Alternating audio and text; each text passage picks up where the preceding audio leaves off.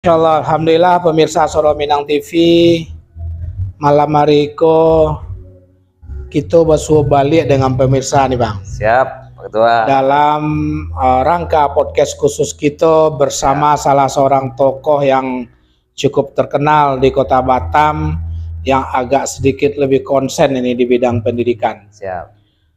Oke pemirsa Soro Minang TV, sebelum kita mulai dialog berbincang-bincang tentang seputaran pendidikan di Kota Batam dengan beliau, dan insya Allah sebentar lagi akan kita perkenalkan secara langsung. Tentu seperti biasa kami all crew Soro Minang TV selalu berdoa kepada Yang Kuasa, semoga Allah Subhanahu wa Ta'ala memberikan kelimpahan berkah kepada pemirsa Soro Minang TV, all crew Soro Minang TV, narasumber dari Allah Subhanahu wa Ta'ala.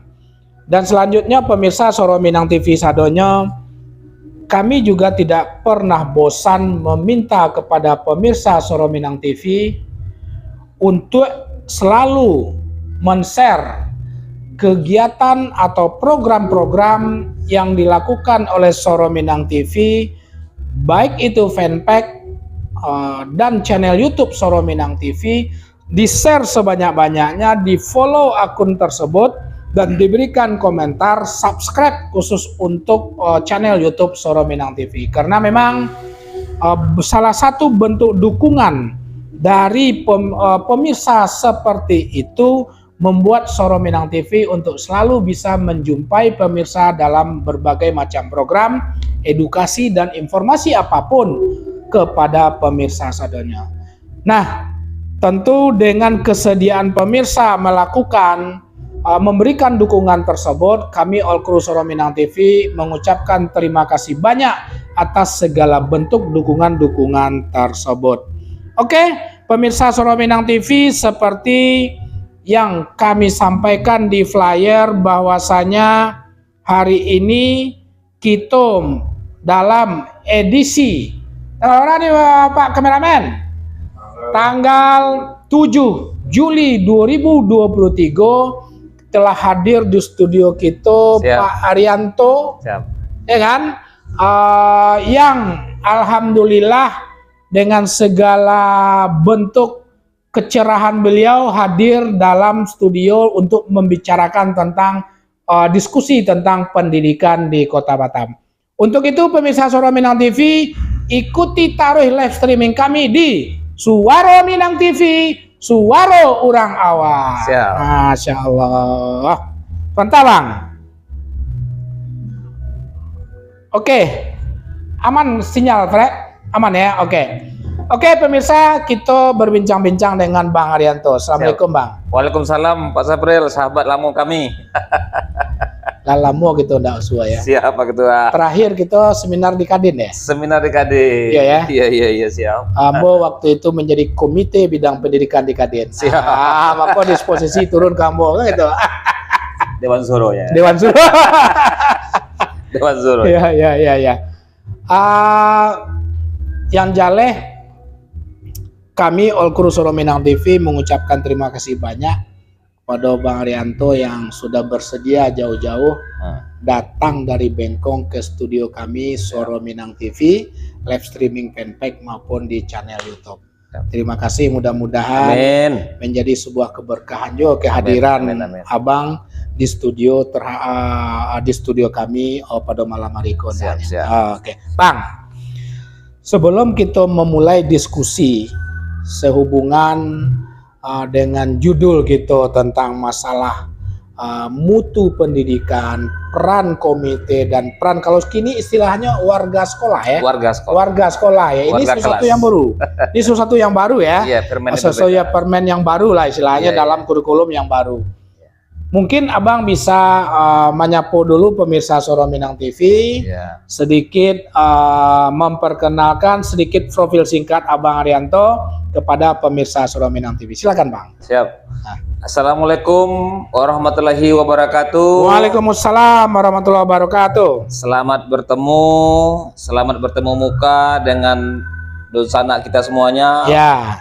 umumnya warga Batam Ya, di Suara Minang TV. suara orang awak. Suara orang awak. Iya. Mudah-mudahan Suara Minang TV makin terdepan, makin maju di Kota Batam. di Amin, Kepulauan Riau. amin ya robbal alamin. Alhamdulillah, kami pribadi sangat berterima kasih dengan sahabat kami Pak Saprul Bahar yang telah mengundang, mengapresiasi juga kehadiran kami. Mudah-mudahan kehadirannya penuh dengan keberkahan. Amin, amin ya amin. Kami Haryanto, alhamdulillah pernah bergabung di Dewan Pendidikan Kota Batam. Dewan Pendidikan Kota Batam Periode kapan itu ya? periode 2017-2023, Pak. Alhamdulillah, Pak.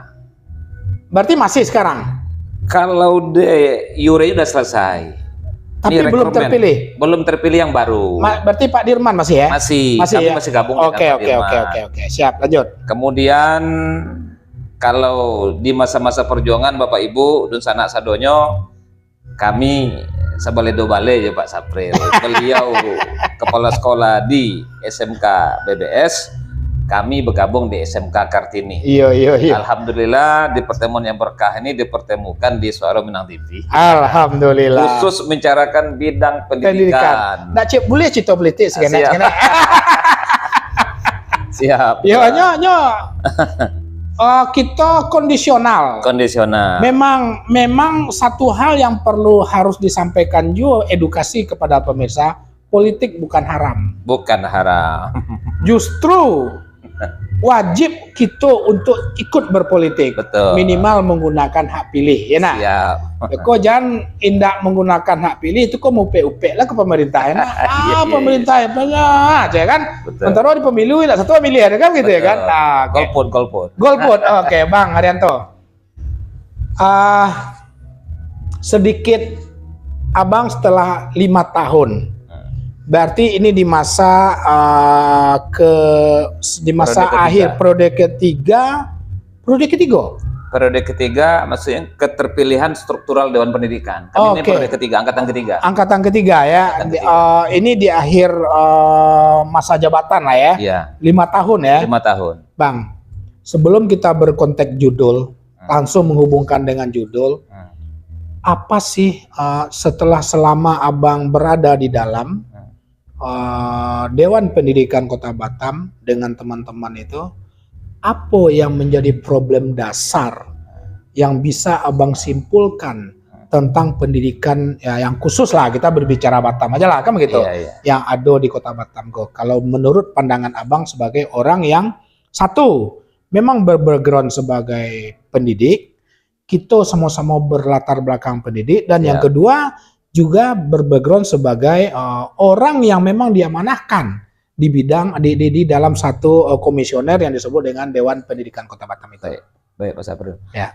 Memang kalau kultur, jadi kalau kultur itu kan ditegaskan di undang-undang. Ya. Bahwa pendidikan itu pembatas atau pemutus kebodohan, pemutus dia.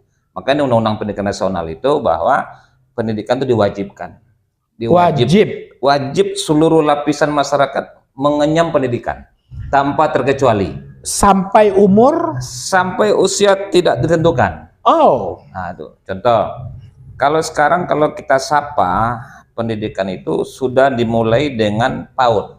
Pendidikan anak usia dini. Ya. Artinya di masa-masa golden age, masa usia emas ini, sampai sekolah dasar, sampai sekolah menengah, sampai sekolah menengah atas, sampai perguruan tinggi, pendidikan itu harus dikelola secara holistik, secara keseluruhan, secara terus-menerus. Tidak boleh terputus satu sama lain.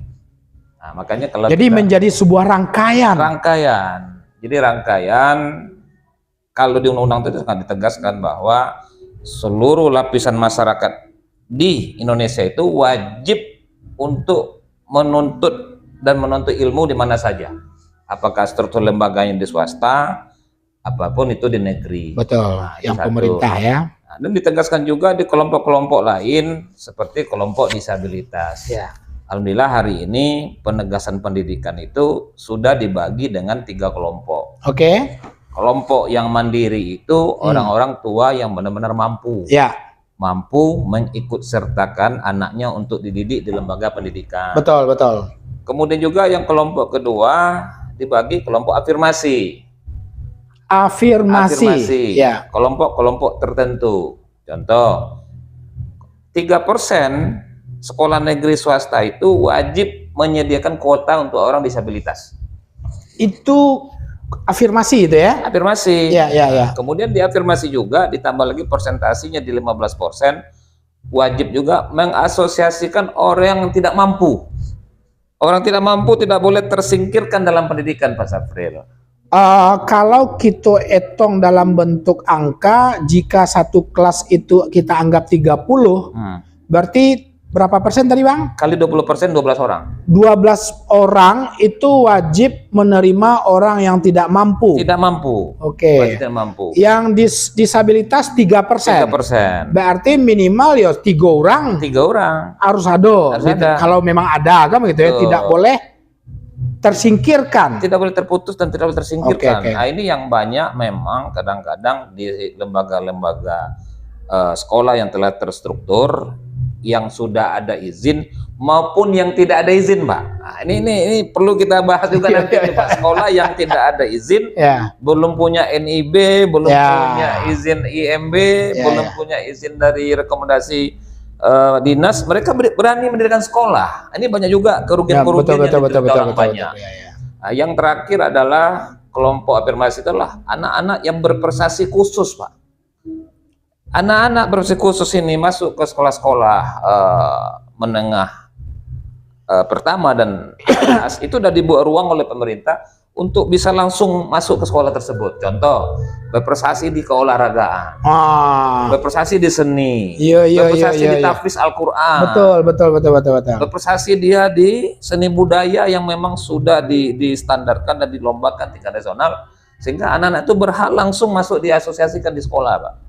Ada selama ini hal-hal begitu banyak kadang-kadang khususnya di sekolah negeri itu tertutup. Nah, inilah memang informasi-informasi ini salah satunya melalui betul.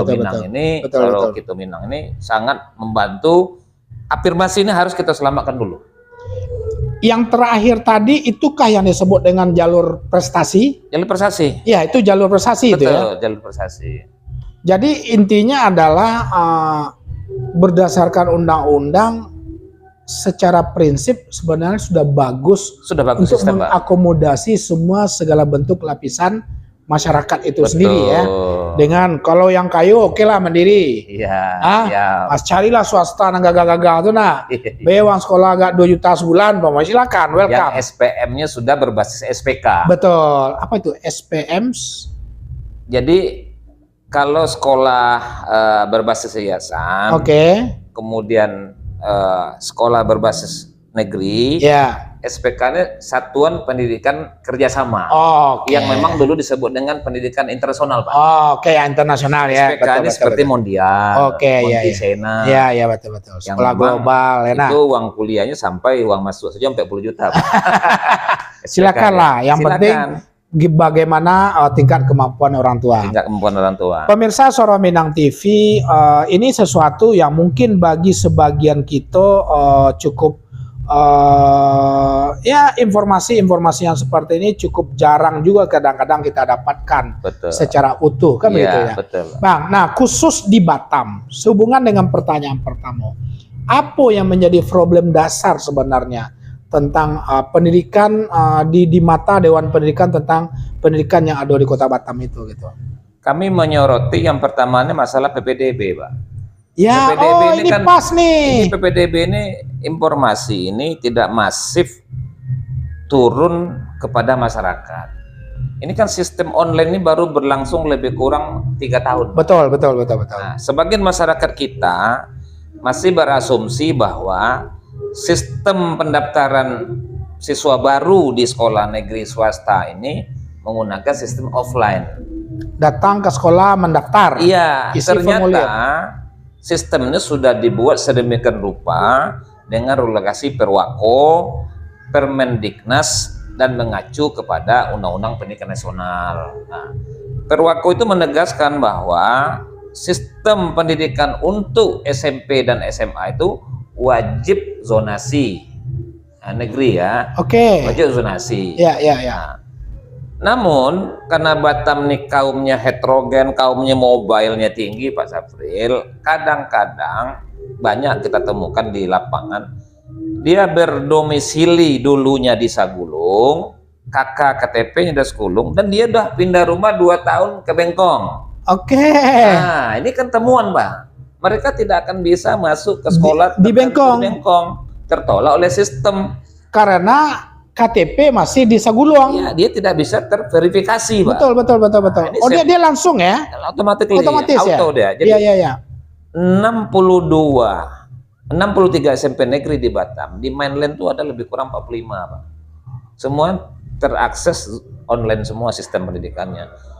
28 SMA negeri di Batam, itu 21 itu ada di mainland. Artinya 21 sekolah SMA ini menggunakan juga sistem online.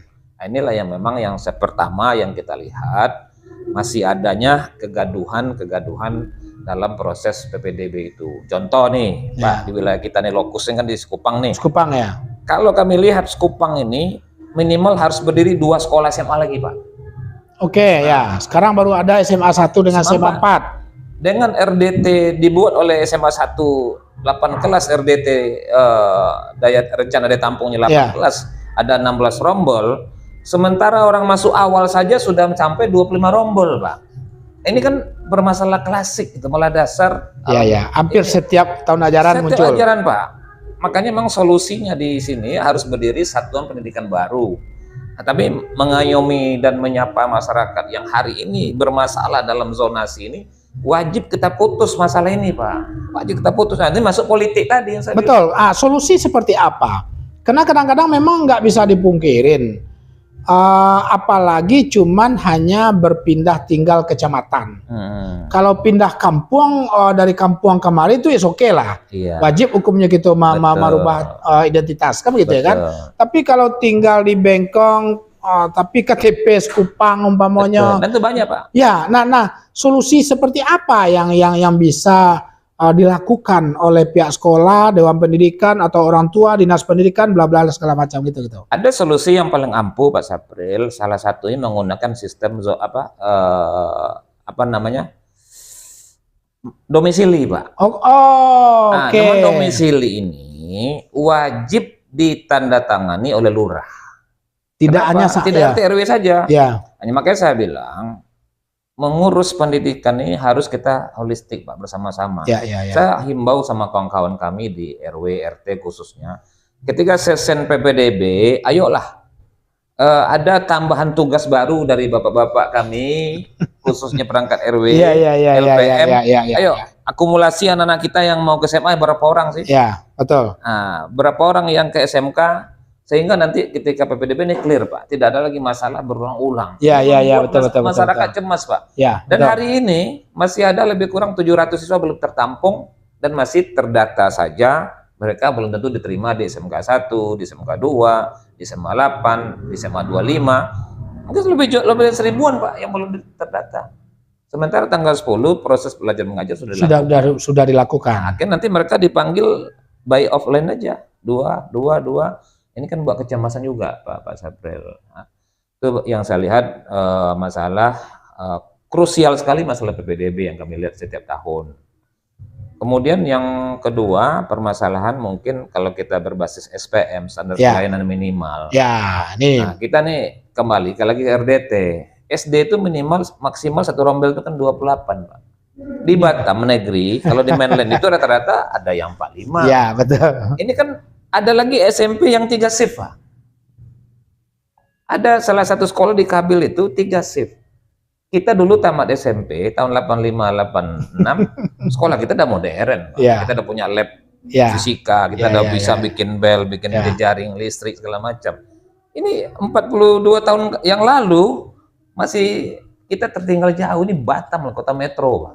Kota metropolis loh. Masih ditemukan sekolah-sekolah yang 3 shift. Baru duduk setengah jam pelajaran ganti. Nah, ini kan masalah SPM nggak akan terpenuhi, standar pelayanan minimal kurikulum nggak akan terpenuhi, Pak Sapril. Ini yang kedua ya. Yang kedua. Jadi artinya adalah memang di beberapa tempat ada sekolah yang masih Itu negeri itu ya? Negeri itu ya. Persoalannya memang jumlah sekolahannya belum tidak memadai atau tidak sebanding dengan jumlah penduduk atau bagaimana Pak? Sebenarnya kalau komparasinya sudah. Saya contohkan di Kecamatan Nongsa, Kelurahan Kabil itu berdiri SD SMP 17 di Punggur. SMP 51 di RW 16, berdiri lagi 63. Di 651 sama 63 ini membludak, 17 nggak ada siswa. Karena siswa orang tua harus muter lebih kurang 2 kilo. Rombelnya nggak terisi adalah rombel. Di kelas tertentu mereka meledak. Ini pemerataan jadi ya.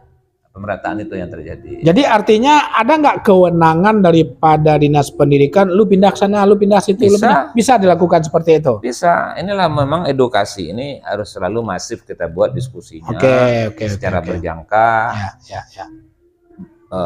berperiode, kita berdiskusi kepada masyarakat, khususnya membahas pendidikan ini, Pak. Betul. Kenapa kalau ini tidak kita lakukan? Capaian tadi yang saya bilang tadi PPDB termasuk kalau sebenarnya masuk nanti kepada berpengaruh kepada SPM sarana prasarana. Betul.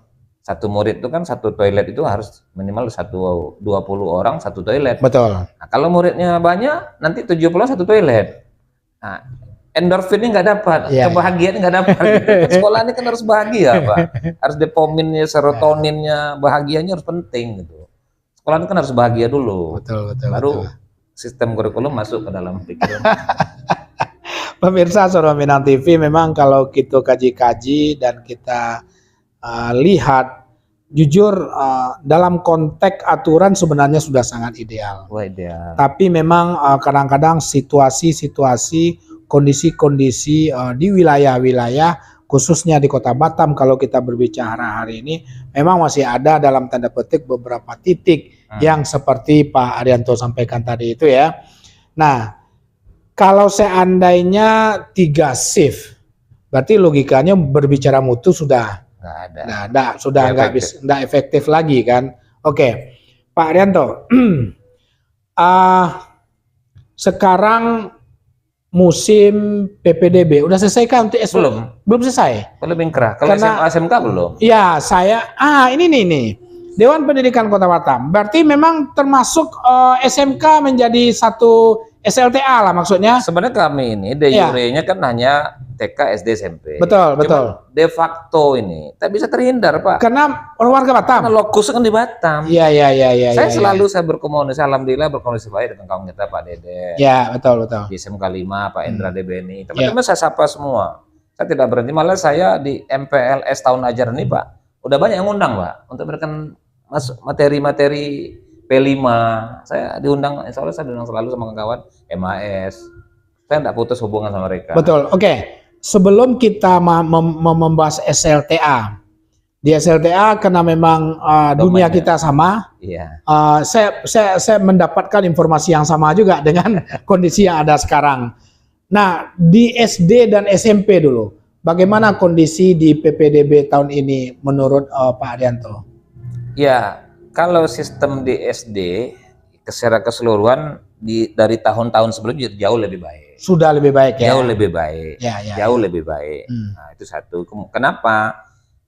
Pihak-pihak terkait, pihak-pihak yayasan sudah banyak berinisiasi mendirikan sekolah berbasis sekolah dasar. Betul. Yayasan berdirinya sekolah Nurul Jadid, sekolah Muhammadiyah.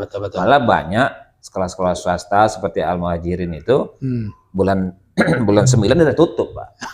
PPDB udah tutup. Muhammadiyah tuh bulan 11 udah tutup, Pak.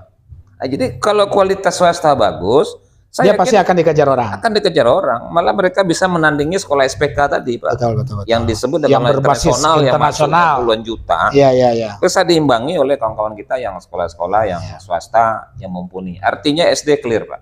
SMP memang saya ada laporan juga beberapa orang tua. Tapi kembali tadi nyangkutnya di KTP tadi. Mirip persoalannya dengan SLTA. Betul. Dia tinggalnya mungkin di Batu Haji, pindah ke Kelurahan Sekupa, Tanjung Saya Harapan. Karena mereka kan menggunakan operator kan mengacu KTP. Iya. Nah, inilah memang orang tua kadang-kadang belum paham itu. Berlomba-lomba mencari surat domisili. RW pun kadang-kadang kok kalian baru tahun ajaran cari kami. Kok baru sibuk cari domisili. Nah ini saya bilang, tolonglah RW, saya hello dengan Pak Lurah, buatlah rekomendasi bahwa orang ini udah 2 tahun.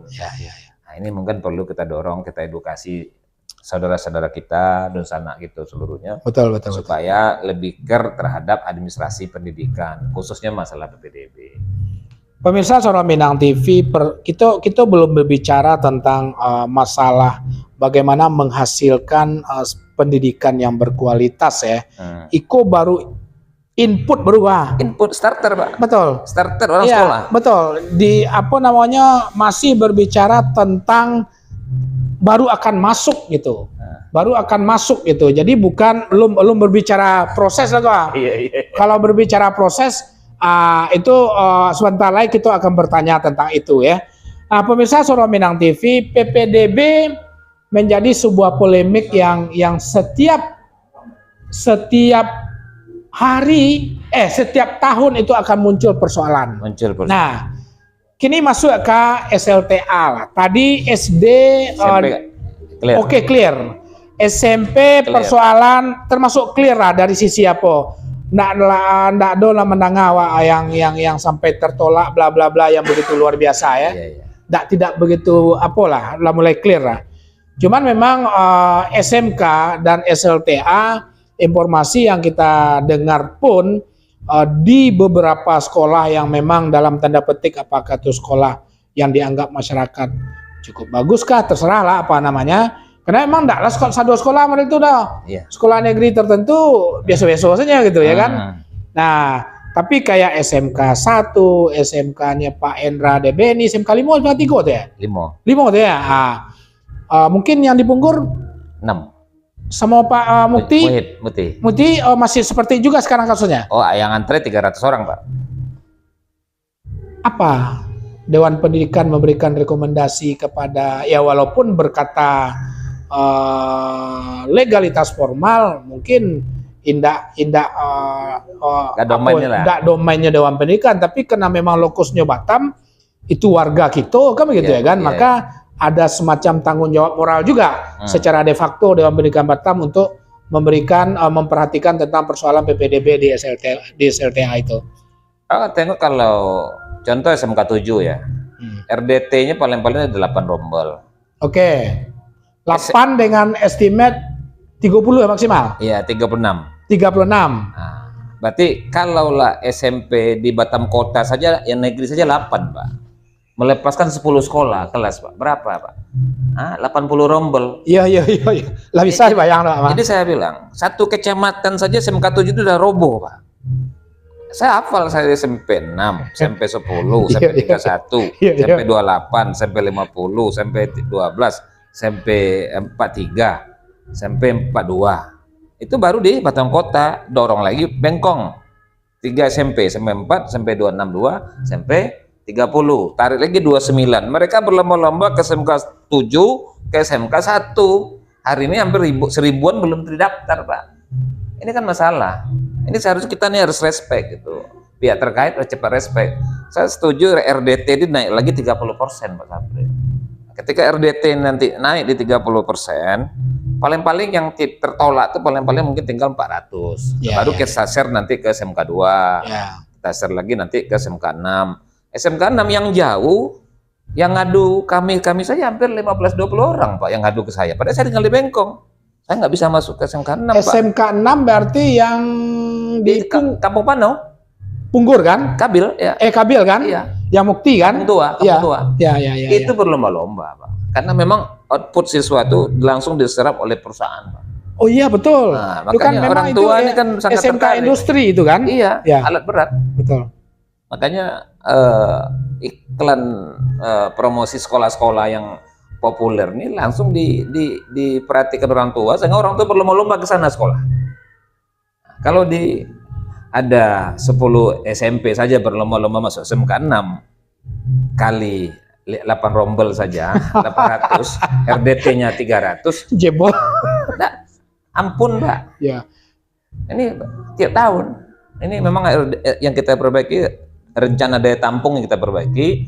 Dan juga memang saya tengok di SMK 6 itu ada tanah lebih kurang zaman Pak Deden sebelum pindah ke SMK 1, 2 hektar belum dilegalkan, Pak. Belum diformalkan, belum dilegalkan. Tapi secara apa udah alokasi untuk hibah. Tanah itu kan hibah. Oke. Jadi kalau Pemprov hendak bangun rombel, kemarin ada 12 rombel, nggak bisa dibangun karena tanah itu masih tanah hibah, kampung tua. Oke, saya bilang harus cepat dikelirkan. Inilah peran saya bilang komite sekolah juga harus aktif. Ya. Permen 75 2017 tentang peran komite ini harus benar-benar juga menyeluruh perannya, dia ikut serta. Fungsi komite dia ikut merancang, Pak. RAPBS itu dia ikut serta, rencana bangunan juga ikut serta, LPJ keuangan dia juga harus mengetahui gitu. Jadi pendidikan ini tidak bisa main-main sebenarnya. Tidak selesai deh kalau sekolah ini. Tidak bisa. Jangan waktu bikin RAKS dilibatkan nanti komite, cukup tantangan saja.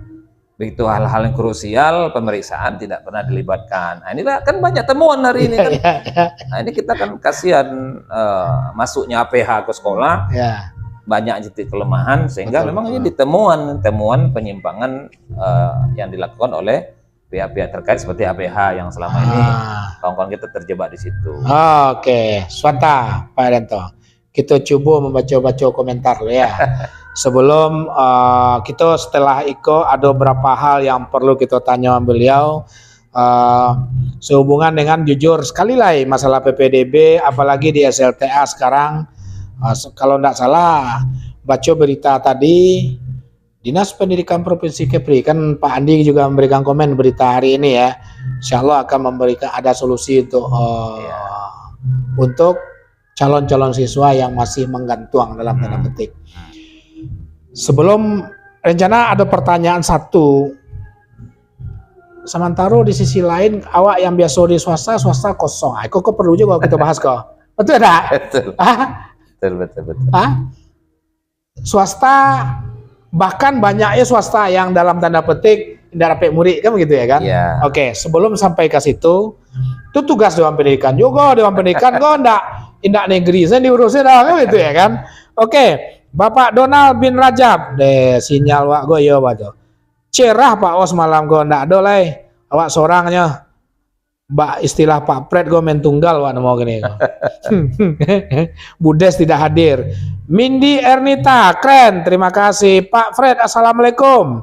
Selamat malam. Dun sanak sadonya ingin menanyakan kenapa kita tidak kembali sistem penerimaan siswa melalui jalur rayon seperti yang dulu dengan sistem penilaian menjadi patokan ranking ya, ranking penerimaan siswa sistem rayon gue maksudnya. Mungkin bisa dijelaskan nanti.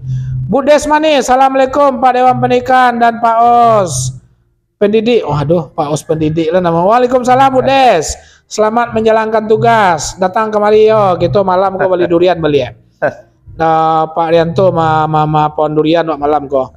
Coba udah datang Budes. Oke, Pak Fred. Pertanyaan kedua terkait dengan pola pendidikan pada tingkat sekolah dasar, penanaman pendidikan karakter agar menjadi awalan untuk membentuk karakter siswa. Ya, kita tadi Pak Fred alun masuk pertanyaan persoalan kualitas jawab kok masuk menjadi peserta didik seluruh lah syukur gua kita ada masalah ya masih masih bermasalah. Betul. Oke, terima kasih. 47 menggantung lo Pak Fred ngirim apa mah bintang kok atau saldo sebanyak itu tinggal Oke, pemirsa Suara Minang TV, Bang Arianto tadi sedikit sebelum membaca komentar. Sebelum kita menjawab pertanyaan Pak Fred, ada dua pertanyaan tadi. Sistem rayon dengan ranking nilai, ya kan? Ya lama-lama. Berarti yang memang betul-betul yang tidak punya apa, kena zaman dulu sepertinya seperti itu katanya, kan gitu.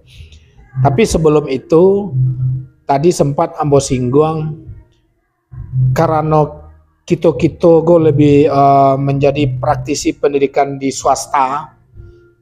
Ya kan, kadang-kadang situasi itu antara dunia pendidikan swasta dengan dunia pendidikan yang memang dikelola oleh pemerintah itu bertolak belakang. Betul. Di satu sisi Iko ndak bisa tatampuang, tapi di sisi lain swasta banyak yang tidak mendapatkan murid dalam tanda petik, kan begitu ya kan? Mungkin melihat dua sisi yang sangat sangat bertolak belakang sebagai Dewan Pendidikan Pak Arianto, dan juga bahkan menjadi berlatar belakang di dunia pendidikan swasta, apa yang harus dibenahi dengan kawan-kawan di dunia swasta. Sehingga seperti tadi SMP, muajirin tanggal sekian lah tuh gua aja kan. Nah, mungkin khusus di SLTA nih ya.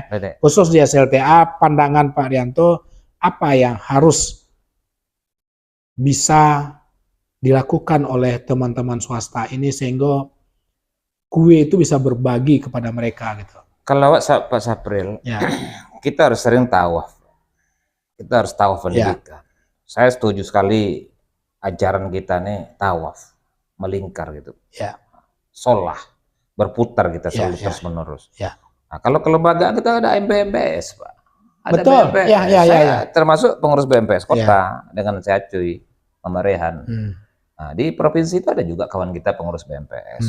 Karena undang-undang telah menjamin kemerdekaan pendidikan, dirikanlah BMPS, Badan Musyawarah Sekolah Swasta. Ya, penyelenggara swasta ya, pendidikan swasta. Ini kan jalan nggak?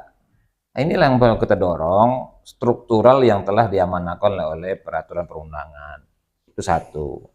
Nah, tawaf ini, saya sekali lagi saya nggak mau mengiklankan sekolah swasta tertentu, Pak. Ya, betul. Ada swasta tertentu di Batam Center. Mereka tak pernah kurang murid di SMA-nya 1.200. Sampai sekarang performan. Ya. Performan. SMP juga meledak. SD juga meledak. Ini kan role model. Sekolah yang memang konsisten walaupun swasta. Kembali lagi kita sebutlah Muhammadiyah. Ini kan newcomer, sekolah baru. Betul. Mereka performan, malah mereka sekarang relokasi lagi di Batam Center, buat lagi unit baru. Artinya kan manajemen, Pak. Ya. Manajemen ini didampingi oleh BMPS. Nah, BMPS harus tawaf. Apa sih yang hope-nya masyarakatnya apa? Apa hope masyarakat terhadap dunia pendidikan itu? Ya, 8 standar pendidikan itu yang layanannya itu gitu. Betul. Kan orang tuanya kan bangga ketika anaknya apalagi sekarang udah ada P5. Selama di sekolah dia bisa manajer market day. Dia main band, tahu dia sound 1.000, 2.000, bisa buat panggung, bisa bikin kue, bikin donat, dijual itu dengan online. Karena memang kurikulum menuntut orang mandiri hari ini. Ini kan ruang, ini kan peluang, Pak. Saya rasa itu tawaf tadi, berputar, bermusyawarah, berhimpun terus-menerus, bagaimana swasta mengasosiasikan dirinya. Mereka ini benar-benar care loh dengan sekolah, dengan anak bangsa ini benar-benar care. Ayo sekolah ke tempat kami.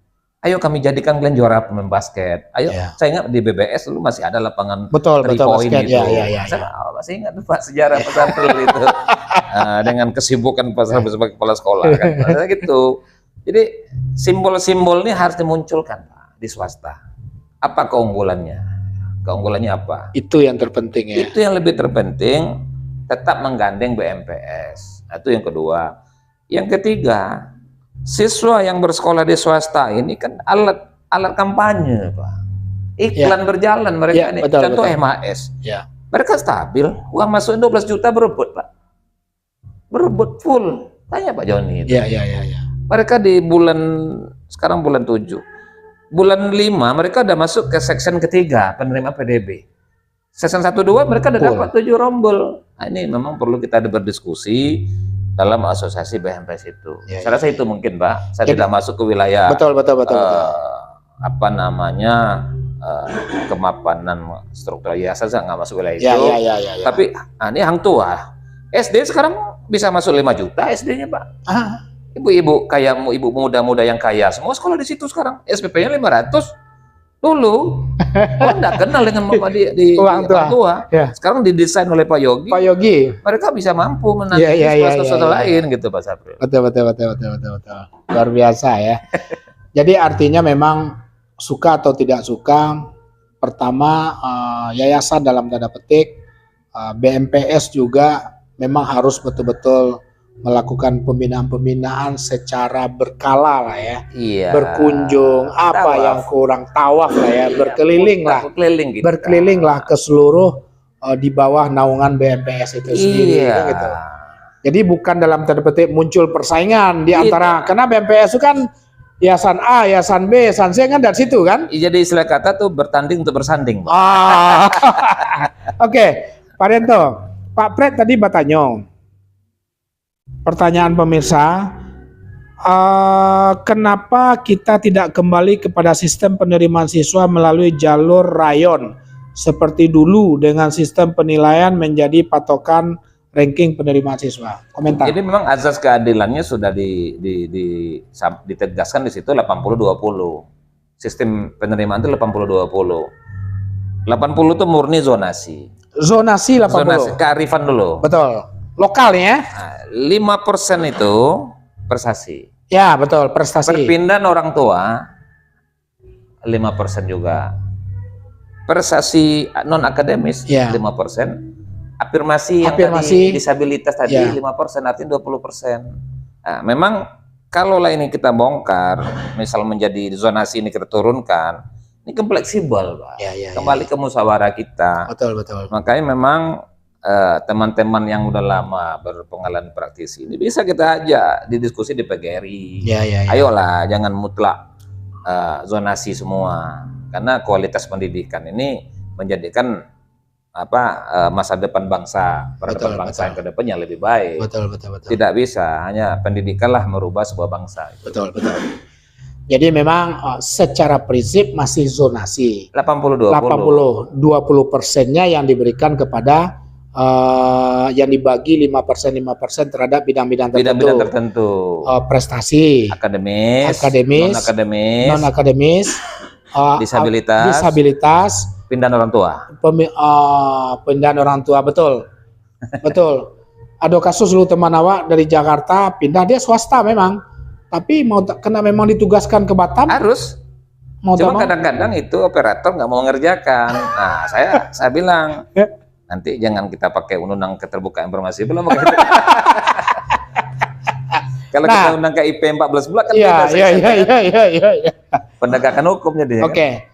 Sekarang kita anggap dalam tanda petik dalam diskusi kita persoalan administrasi mau masuk sekolah clear ya dari diskusi kita ya, karena memang berbicara tingkat SLTK tadi kan Pak Arianto sudah mulai membicarakan harusnya tentang ruang-ruang kelas semakin harus berbanyak atau jumlah sekolah negeri juga harus diperbanyak di wilayah-wilayah tertentu, karena memang kalau kita banding antara jumlah SMP dalam satu kecamatan, suatu masuk bara ribu nan tamek itu ke negeri yang ada di situ, rasanya tidak akan mungkin. Tidak mungkin. Artinya adalah pemerintah provinsi dalam tanda petik, dalam hal ini Dinas Pendidikan tentu harus memikirkan membangun sekolah-sekolah negeri baru ya, sehubungan dengan dan juga menggandeng sekolah swasta yang lain. Dan menggandeng sekolah-sekolah swasta yang lain.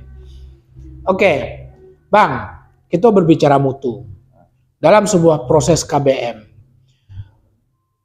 awak karena memang indak begitu mengikuti dalam 1 tahun terakhir tentang kurikulum merdeka, sebenarnya seperti apa model pendidikan sekarang? Karena awak mencari ada istilah warga kelas. Komponen komite juga penting, orang tua gini Bang, coba jelaskan deh Bang, seperti apa sebenarnya sistem yang berlaku dalam kurikulum kita yang terbaru ini dalam rangka peningkatan mutu, kompetensi dan segala macam terhadap siswa kita itu gitu. Kalau tatanan pendidikan itu tidak berubah, Pak. Tatanan pendidikan tidak berubah. Unsur tetap orang tua. Masyarakat, pemerintah, ini kan tatanan. Betul. Mutlak ini. Betul. Clear dia situ. Permen 75 2016 itu juga clear. Di situ dikatakan bahwa masyarakat yang berpartisipasi untuk memajukan proses belajar mengajar di sekolah itu dibentuk komite. Komite ini lingkungan ya, masyarakat di sekitar ya? Komite itu unsurnya bisa 3, masyarakat yang peduli. Orang tua wali murid. Kemudian alumni boleh. Orang-orang yang memang care untuk sekolah. Betul. Kemudian turunan di pasal 7-nya ada lagi dikatakan komite bersama guru boleh membuat warga kelas. Warga kelas.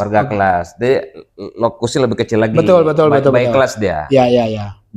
by tingkat, by kelas. Betul. Nah, orang tua inilah mengoptimalkan SPM yang kurang masih terhadap sekolah tersebut. Contoh, mungkin di sekolah itu kita lengkapkan AC gitu. Ya. Nah, ini kan membuat sebenarnya prinsip pendidikan itu pertama sekali itu nyaman, Pak.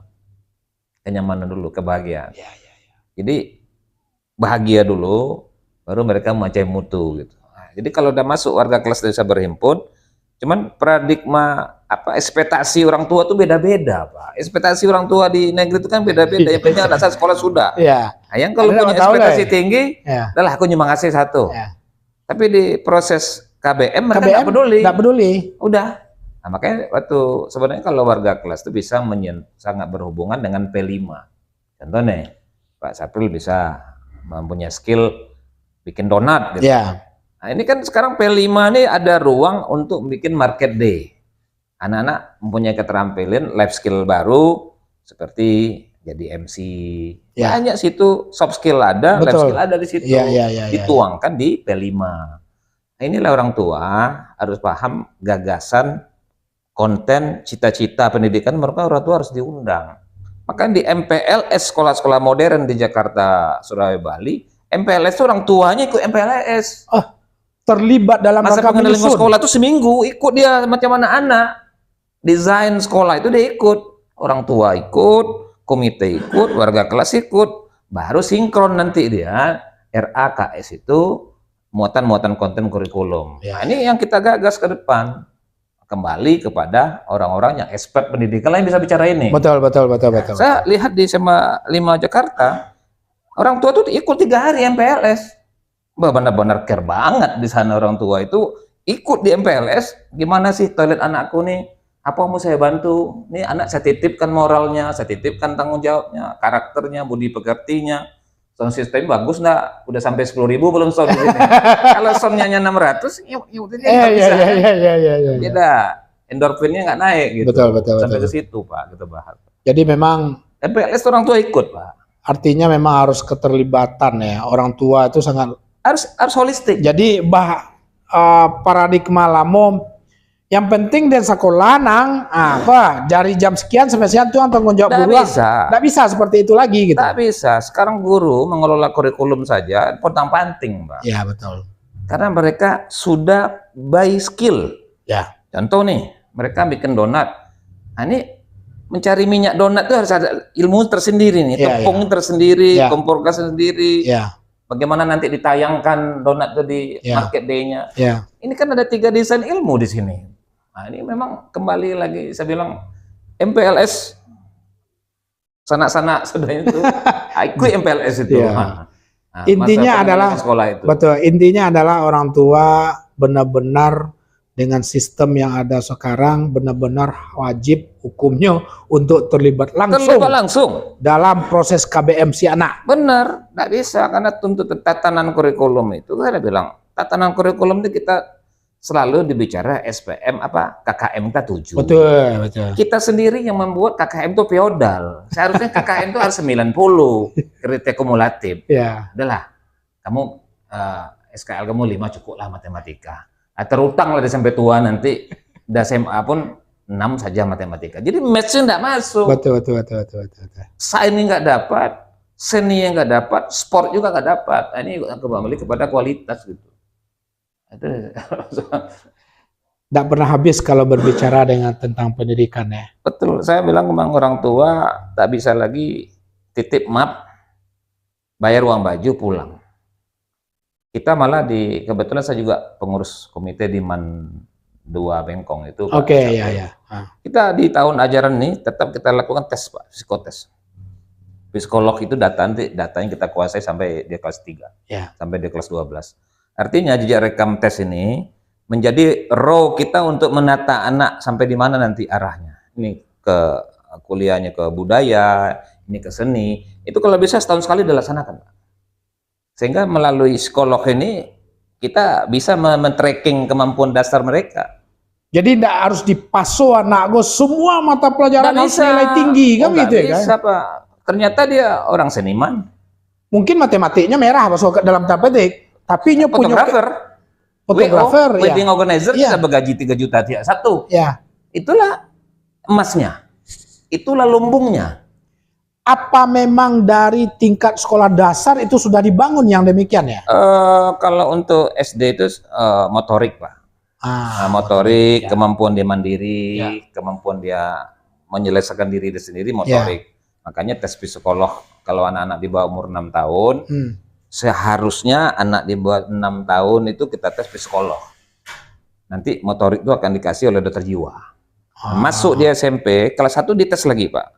Kemampuan knowledge-nya. Ya. Berapa sih kemampuan IPA anak ini? Jasnya berapa? Ya. Durasi berpikir bagaimana? Ini harus dites lagi. Masuk di ke sekolah udah SMTA? life skill. Ya. Nah, kita lebih detail lagi kita ukur anak-anak itu kemampuannya kemana. Oh, ini anaknya mungkin di operator mesin besar. Ini mungkin otomasi. Ya. Ini mungkin pengalasan. Ya. Ini mungkin di market. Ya. Nah, ini akan didesain di hasil psikolog itu. Jadi memang benar-benar sudah dari tingkat dasar harus menjadi satu rangkaian. Benar. Dia menjadi pendidikan itu sampai kepada pendidikan tinggi itu. Tak bisa sendiri. sporadis, tak bisa. Jadi tidak bisa zigzag nanti. Harus masif, Pak. Harus masif.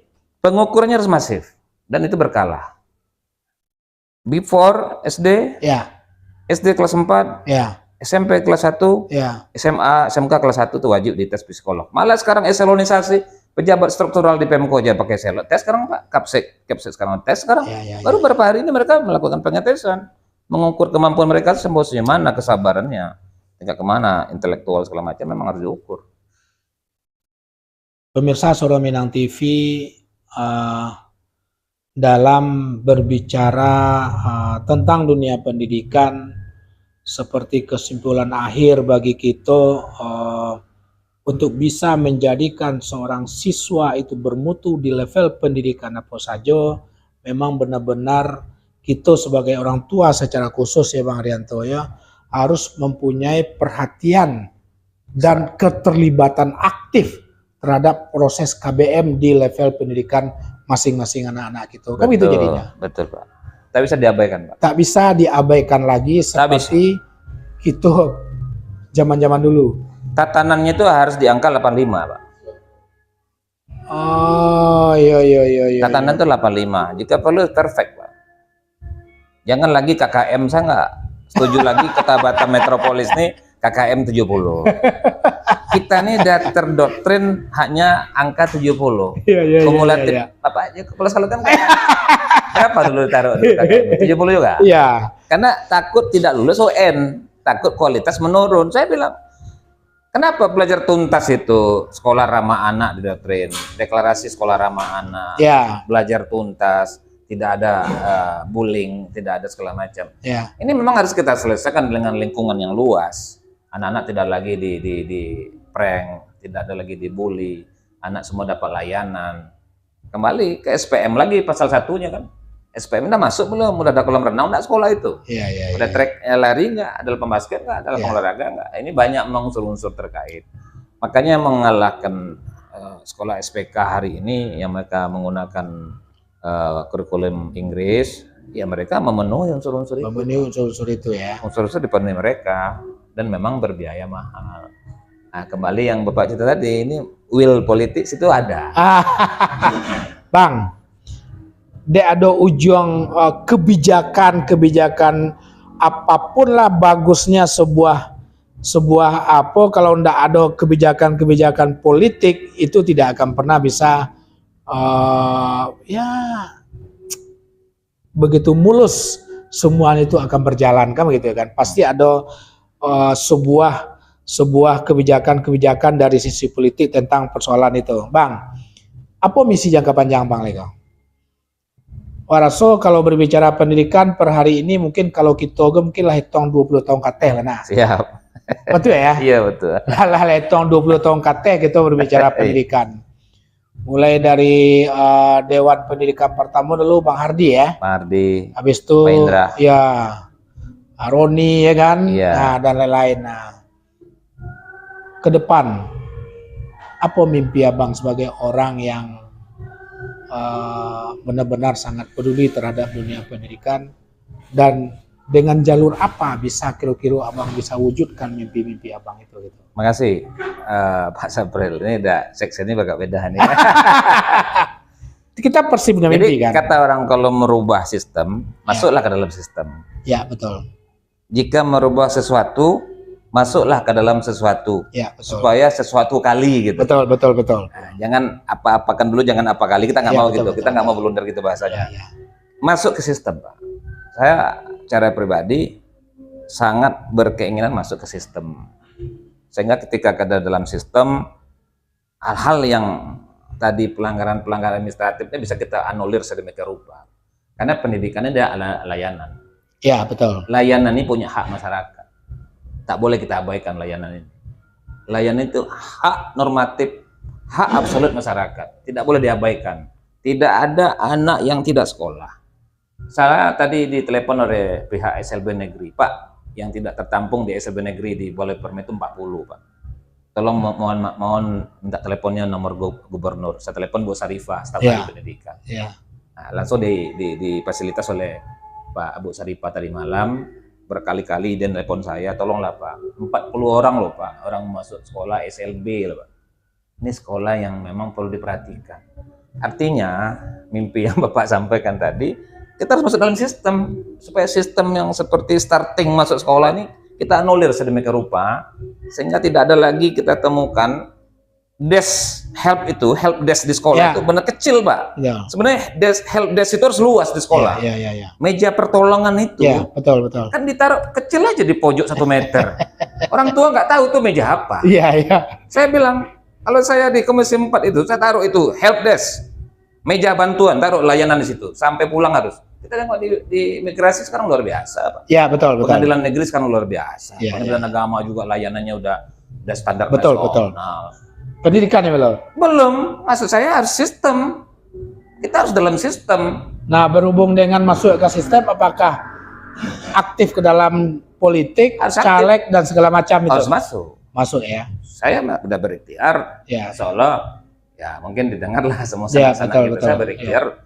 Sudah mendaftar saya di salah satu alat partai politik di Batam untuk menuju sistem itu. Kenapa? Saya tengok desk help ini, meja pertolongan ini harus betulin Pak Sapril. Tolong sanak-sanaknya. Ya, Rianto ngomong nih Pak. Meja pertolongan itu tidak tahu anak orang tua itu. Saya nggak tahu tuh meja pertolongan Pak. Ibu datang situ, masa saya datang muter pakai mobil, itu meja pertolongan tuh. Kenapa? Tertahan di KK, tertahan di subdomisili, tertahan tak pandai ngerti, yang ada orangnya masih belum paham. Betul. Helpdesk inilah menyelesaikan sistem awal tadi, Pak Ketua.